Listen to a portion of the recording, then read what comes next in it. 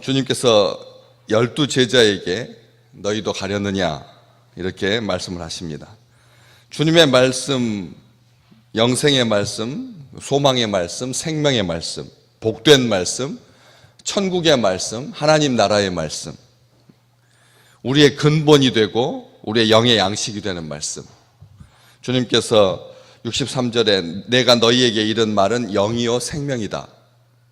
주님의 말씀은 우리에게 참된 양식이고 참된 음료이고 생명이고 본질입니다. 주의 말씀 반드시 들어야 합니다. 주의 말씀 들어야 삽니다. 주님 말씀 듣지 않으면 죽습니다.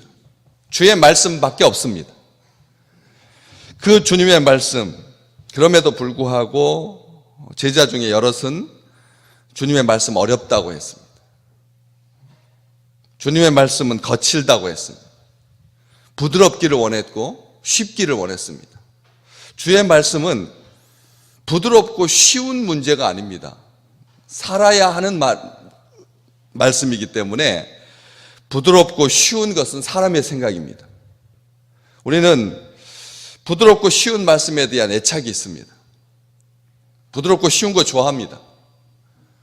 전집류, 장식으로서 도서가 가지고 있었던 그 천박한 가치. 그래서 우리는 한때 전집류의 책을 많이 비치했었습니다.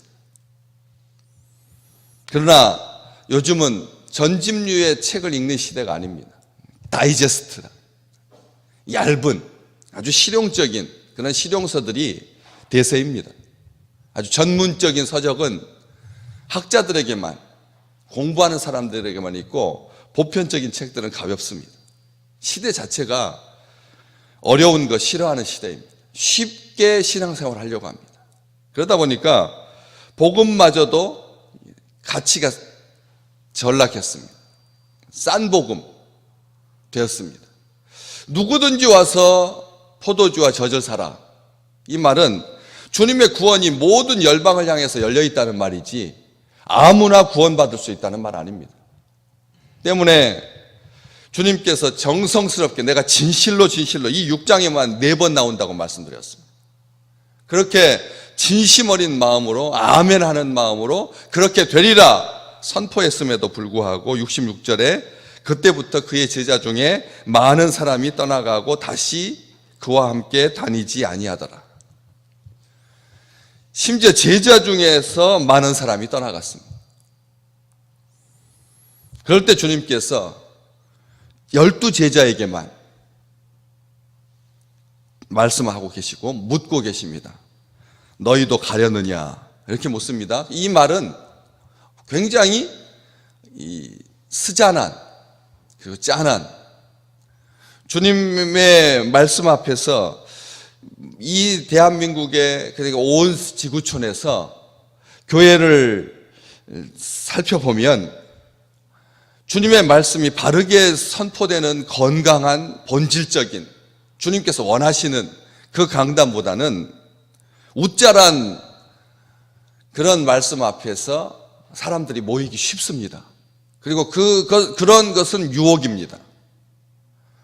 말씀이 쉽고 말씀이 사람들의 기분을 들었다 놨다 하고 이런 굉장히 인기몰이하는 그런 말씀에 대한 사람들의 애착, 이런 집착, 이것은 굉장한 유혹이죠. 왜냐하면 그런 곳에 사람들이 많이 모이고 사람들이 많이 모인 곳에 뭐가 있을까 해서 그렇게 사람들이 꼬이는 그런 현상이 많기 때문에 그렇습니다. 말씀만 조용하게 말씀만 진심 어린 마음으로 살리는 마음으로 영의 말씀 앞에 생명의 말씀 앞에 서기가 우리 스스로도 한두 번이지 매일 나에게 부닥쳐오는 나로 하여금 선택하게 하는 나로 하여금 행하게 하는 그 말씀이 얼마나 무거운지 모릅니다. 때문에 우리 주님께서 이 질문하셨을 때 우리 믿음의 식구들에게 주님의 마음을 헤아리게 하는 것이죠. 주님의 마음 다 막 기적 베풀고 이 사람들이 많이 먹고 배부를 때는 그냥 막 응청응청 하다가 이제 다 떠나가고 12만 딱 남았을 때 주님께서 진심 어린 마음으로 너희도 가렸느냐? 안타까운 마음으로 제자들에게 마지막으로 질문하고 계시는 거죠. 이 질문 속에서는 여러 가지 의미가 있습니다. 너희들은 왜 나를 따라다니느냐? 라고 하는 그런 기본적인 기초적인 본질적인 질문부터 시작해서 너희들은 왜 나에게 가르침을 받느냐? 너희는 왜 나에게 듣고자 하느냐? 너희는 왜 내 제자가 됐느냐? 너희는 왜 나를 믿느냐? 주님께서 그 이 질문 앞에 그 밑에 깔려있는 그 많은 질문들을 담아서 12제자에게, 참된 제자에게 다 흩어지고 떠날지라도 너희들까지도 가겠느냐라고 하는 이 질문을 하고 계시는 것입니다. 우리 신앙생활 할 때 보지만 믿는 사람은 믿고 믿지 않는 사람은 여전히 믿지 않습니다. 믿는 사람은 믿고 믿지 않는 자는 여전히 믿지 않는 그런 상황 속에서 우리 주님께서 질문했을 때 시몬 베드로가 대답합니다. 주여, 영생의 말씀이 주께 있사오니 우리가 누구에게로 가겠습니까? 이 말은 여러분 귀한 중요한 말씀입니다. 영생의 말씀이 주께 있다. 이 말은 그러니까 우리가 누구에게로 가겠습니까? 우리 귀를 현란하게 자극하는 세상의 소리가 많은데 우리가 그런 세속의 소리를 쫓아서 가겠습니까? 다른 많은 사람들처럼 떠나간 제자들처럼 어렵다라고 말하고 누가 알아들 수 있겠느냐 말하고 불평하고 원망하면서 주님의 말씀이 너무 세다, 너무 거칠다, 우리가 소화하기에는 너무 단단하다, 너무 굳은 말씀이다 하면서 주님을 버리겠습니까? 육에 속해서 편하고 익숙하고 듣기 좋은 말만 추구하면서 말씀이 조금 어렵다고 느껴지면 수근수근 하겠습니까? 우리 주님께서 말씀하셨던 것처럼 하나님이 이끌지 않으면 주님의 말씀 앞에 올 수 없다고 하셨는데 우리가 어찌 떠나겠습니까? 이 말인 겁니다. 다시 말하면 자조 섞인 말이 아니라는 거죠. 어쩔 수 없이 다 떠나갔는데 그 속에 친구들도 있고 아는 지인들도 있고 대다수가 그쪽으로 갔는데 사람이 많은 쪽이 세상 사람들은 진리라고 말하고 보편성이라고 말하고 그쪽에 가야지만 본전이라도 찾는다라고 말합니다. 사람이 많이 모이는 곳이 뭔가 이유가 있으니까 사람이 모이지 않겠느냐? 사람들은 그렇게 미련을 갖는다는 것입니다. 사람이 많은 곳에서 떨어져 나와 있으면 외로운 거죠.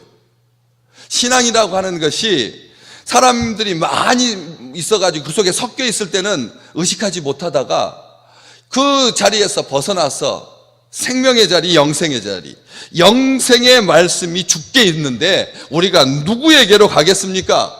라고 하는 이 말 속에는 사실은 외로움이 묻어나는 그런 응답인 것입니다. 신앙생활이라고 하는 것은 친구들과 함께 어깨동무하고 가는 그런 유람하는 길이 아니기 때문에 그렇습니다. 사람들이 많이 모이면 사람들은 심리적으로 안정감을 갖습니다. 그가 죽는 자리일지라도 그 속에서 안정감을 갖는 거예요. 때문에 영생의 말씀, 아무리 복된 자리이고 귀한 자리, 행복한 자리일지라도 10명이 불평하는 가운데 있지 아니하면 2명은 외로운 것입니다. 10명은 불평하는 자리, 원망의 자리에 있었습니다. 대다수가 다 거기에 속해가지고 그들이 하는 혹평으로 말미암아 하나님을 불신하고 원망했습니다.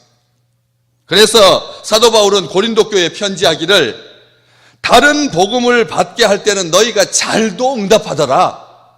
다른 복음을 들려줄 때는 아멘하고 거짓 선지자들이 거짓 교사들이 들어와서 가짜 복음을 전파할 때는 사람들이 귀가 쏠깃해가지고 그렇게 많이 쏠리더니 내가 주의 복음, 참된 복음, 생명을 살리는 복음, 영원한 복음을 선포할 때는 굉장히 거북 반응을 보이고 저 사람이 진짜 예수님의 제자인가? 예수님께서 파송한 사도인가? 하고 의문을 갖더라는 것이지. 다른 복음을 받게 할 때는 잘도 응답하고 하는구나. 믿음 없는 말, 부정적인 말, 그런 말들 앞에는 사람들이 얼마나 심리적인 동요를 겪는지, 그 부침이 심한지. 그래서 여호수아에게 주님께서 명령하시면서 엿새 동안 아무 말도 하지 마라. 너희 입에서 아무 말도 내지 마라.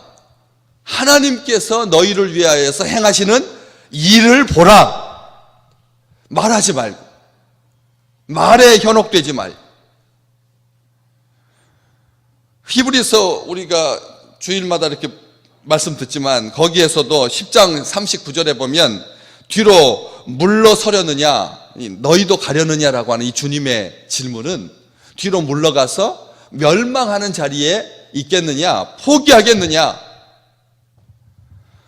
이 질문과 같은 질문이고, 베드로는 단호하게 영생의 말씀은 주께 있습니다. 주님에게만 생명을 살리는 말씀이 있습니다. 주께 나와야 안식과 평화를 얻을 수 있습니다. 영생의 말씀이라고 하는 말의 본질은 거기에 있습니다. 주의 말씀 들을 때 여러분 가슴에 찔림이 되어서 우리가 어찌하여야 구원을 받을 수 있겠습니까?